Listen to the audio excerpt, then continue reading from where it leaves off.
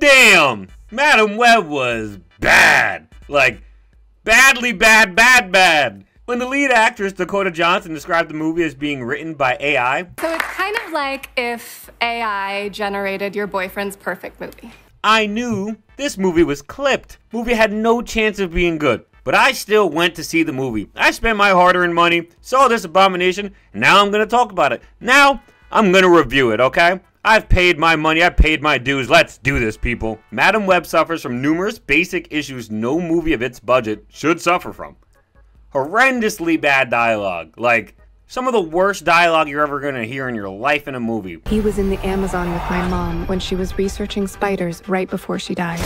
Very, very poorly matched audio files. Most notably with Ezekiel, but it's happened for a bunch of other characters as well. But I'm not even lying, almost every single line Ezekiel says looks like it's being dubbed from like an anime. Like it's literally that bad. His mouth will stop moving, 3 seconds later you still hear voices going, you still hear sounds. It's like, isn't this like an $80 million budget movie? What's going on here? I'm not even exaggerating too when I say it literally felt like every single line Ezekiel said was like this. It's almost like they had to go back and redo all of his lines. That's what it feels like, at least. The movie, although feels very fast-paced, which is something I usually love, there's really nothing happening. So these scenes are cut very quickly and things are happening very quickly, but what's actually happening is like nothingness.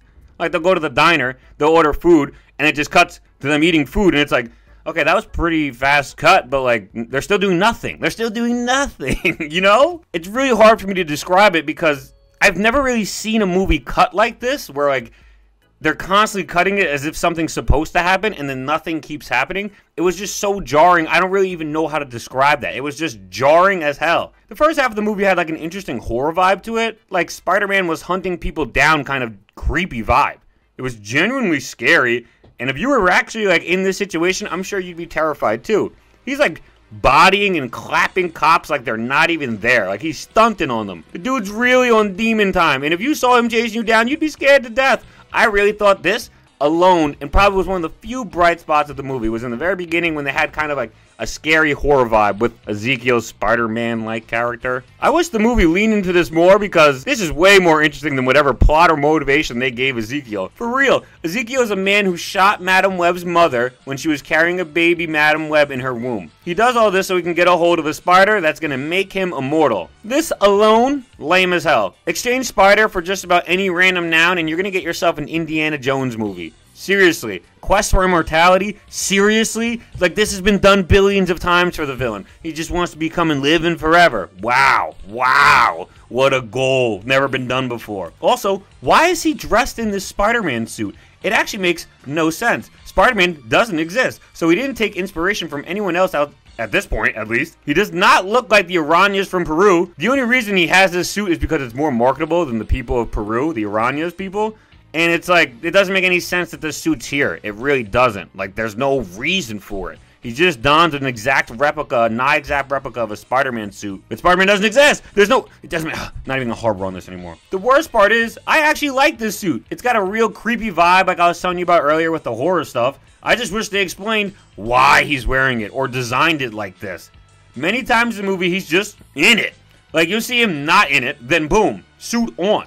Dude must have nanotech or something stupid in the suit because it doesn't make any sense. It'll be like a quick cut. Now he's in the suit. And why is he attacking the 3 girls? This motivation is pitifully bad, man. It's just so, there's so many things about this movie that's bad, but this is terrible. He states that they're going to take away everything he's built when he's come from nothing. But what did he build? He speaks like he created an empire and these spider girls are going to stop him and get rid of it and tear down his empire. But we've never seen this empire. We hardly see anything he has.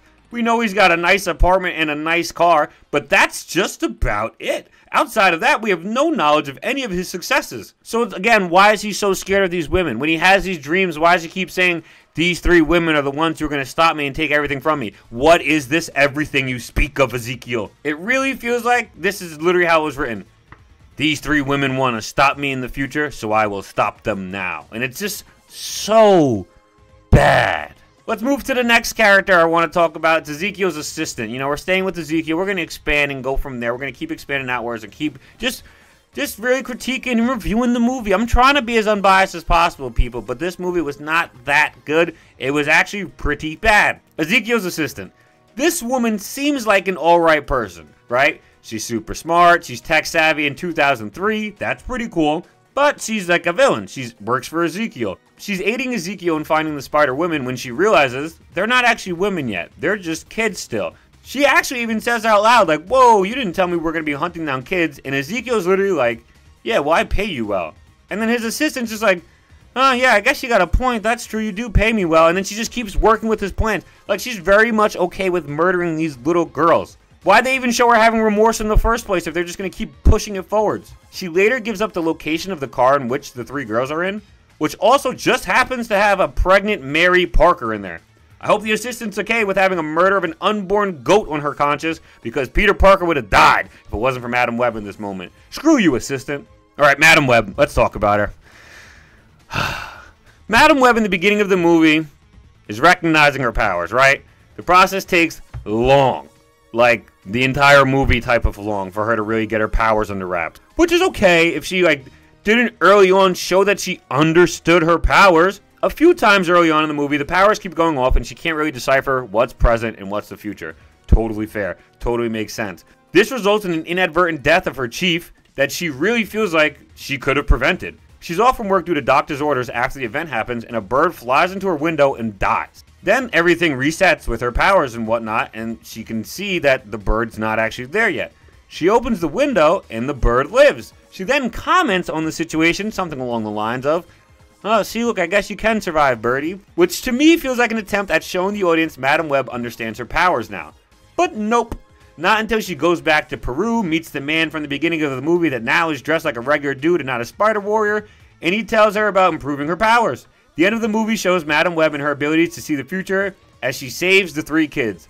Yeah, it's really that rush. As rushed as I made it sound, it really is that rush when you're watching the movie. The powers also are not cinematic at all. It's really cool that she can see the future. Foresight's really nice, I guess, but you don't really do anything with it in this movie. You're like watching her dodge explosions and she's telling the kids to not be in a certain spot, which sounds cool maybe, but she just seems like a glorified safety instructor. Then in the very same climax, Ezekiel's like, you can't save them all at once. And she calls back to maybe 15 minutes ago in the movie when the spider dude told her she could be in multiple places at once. And then she's in multiple places at once and saves them. Wow. Did not see that coming. Wow. The power also just didn't look cool in the scene. I probably can't put it on the screen because it's probably not in any of the trailers or anything. And I'm probably going to get copyright if I do. I'm telling you guys. This looked so stupid. She looked like 3 different safety instructors at once. No, I got you, Maddie. I got you, Julia. I got you. Right? It's like, dude, all you're doing is picking these girls. It just seems so boring. You know, it just seems so boring. You can really tell they struggled with showing off her powers. Madam Web's pretty much just telling people to not be in certain places, or she's driving into Ezekiel with a car. She literally drives into Ezekiel twice. Like, there's got to be better things to do with Future Sight. There just has to be, man. It's also nigh hard to fathom how little the girls are actually in the suits for the movie. Like, it makes next to no sense when you look at all of the marketing. These 3 girls are marketed as the 3 Spider-Girls of the movie. Everybody who's talking to me about the movie texts me about how's Maddie, how's Aranya, how's Julia, how were their portrayals, what do they look like, did we at least get something from them? No, we didn't, people. I'm sorry. I don't know how to tell you that they just decided to give us all of this in the trailer to not give us any of this in the movie. In Ezekiel's dream, they're wearing the suit. And then at the end of the movie, the last maybe minute, they're wearing their suits. That's it. At most, a minute and 25 seconds of screen time in these costumes. At the absolute most. They don't do anything for the plot in the suit. They don't fight crime in the suit. Nothing. Just suits put in the end of the movie for ads. Gotta show off lots of spider people. Maybe it'll make more people come and watch this movie if they think Aranya Cortisone kicks ass in it. Oh, you actually wanted her to kick ass and not just hoped she would? Sorry, that's not gonna happen, pal. You're gonna have to settle for the 3 girls all doing CPR to save Madam Web's life, because that's the most heroic they're gonna get. These costumes look great. I hate to admit it. They look really solid, and they don't even get play. These are some good looking suits, man. Honestly, one of the few good things about this movie is the costume design. Like, Ezekiel's suit looks pretty cool. The 3 girls' suit looks pretty cool. Madam Web's regular everyday costume, she had that fire drip, bro. She was stunning. I loved her red jacket. It was so nice. While I'm at it, I'll name a few more things I liked. There wasn't many, so this probably won't take long. Ben was great. I love Adam Scott, literally like one of my all-time favorite actors, and to see him playing a very young Ben Parker, I thought it was solid. I thought it was really cool, actually. I didn't see it coming at all, so I was pleasantly surprised. His dynamic with Mary was nice to see, and he was just a stand-up guy through and through, which is exactly how I like to see my Ben Parker.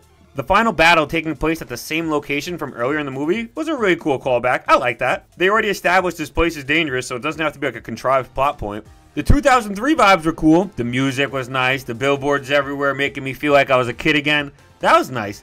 Madam Web's story with her mother was also really sweet. I love my mom, so this was a nice touch for me. It was a tad bit contrived, but hey, they got me with this one. But as far as things go that I liked in the movie, that's about it. The movie just does a bunch of random dumb stuff for no reason. Like, the girls are trying to stay off camera so they don't get caught by Ezekiel, right? But then, Mary's water breaks and she's about to have the child. So Ben has to make a decision. Do I leave these 3 girls here alone, or do I take them with me to the hospital? And I know what you're thinking. Leaving the 3 girls alone, that's negligence and illegal. Well, you're a nerd, because if you bring them out, they're probably going to get murdered. Yeah, murdered. These 3 girls have been living alone for months already. Maddie, God knows how long she's been living alone. But really, all these girls are pretty much loners already. One more night of them not having supervision isn't going to kill them. It's actually going to save them. It'll do quite the opposite. It's just this simple. There's no camera in Mary's house. There are cameras outside of Mary's house. Keep the kids in Mary's house. It should be that easy. For some reason, the movie drops this line about Ben Parker. He gets to be an uncle now. All the fun and none of the responsibility. And it's just like, huh? Ben Parker? All fun, no responsibility. Ben Parker? Then, because Madam Web at the end of the movie is pretty much omniscient, she says with us like a snarky remark, that's what he thinks. She's literally implying that she knows both of Ben's siblings are going to die and Ben and May are going to have to take care of Peter. Like, are you serious? You're not going to stop them? You have these 3 superpowered girls at your disposal pretty much, and you can pretty much see everything that's going to happen. Everything. When you watch the end of the movie, she literally knows everything that's going to happen before it does now. If we're going to talk about dialogue, the first thing Madam Web says to Uncle Ben or Ben Parker in this movie, what? Like you don't want to get shot in Queens? Huh? What? What? Honestly, it feels like no one in this movie wanted to be here. The writers wrote the least compelling script they could possibly think of. For a large part of the movie, it feels like every single shot is lifeless. No actors in this movie give a stellar performance. I like Dakota Johnson and I thought she was alright, but no one blew me out of the water by any means. Maybe the people in the costume department had some fun with making some of these outfits and costumes. I'm gonna be real, these are nice. But I'm hard-pressed to believe anyone else on this set enjoyed working there or actually cared about how this film was going to turn out in the end. This is supposed to be a superhero movie. There was literally nothing superhero and really hardly anything heroic. I can't believe Madam Web got a movie. Madam Web. Seriously, come on. Like, out of every Spider-Man character, you choose Madam Web. Just why? You're not even going to show off her powers in a cool way. It's just a boring, bland movie. Why would you choose her? I don't get it. You could have chosen any of these 3 characters and made a movie about them, and people probably would have been happier with it. Like, I just don't get Madam Web. The movie was trash. Madam Web's powers? Corny. The 3 spider heroes marketed, but didn't show up. Ezekiel's motivation? A 2-pack of ass. Mary has the baby, and they don't even show you him being named Peter. Ugh, this movie pissed me off so badly.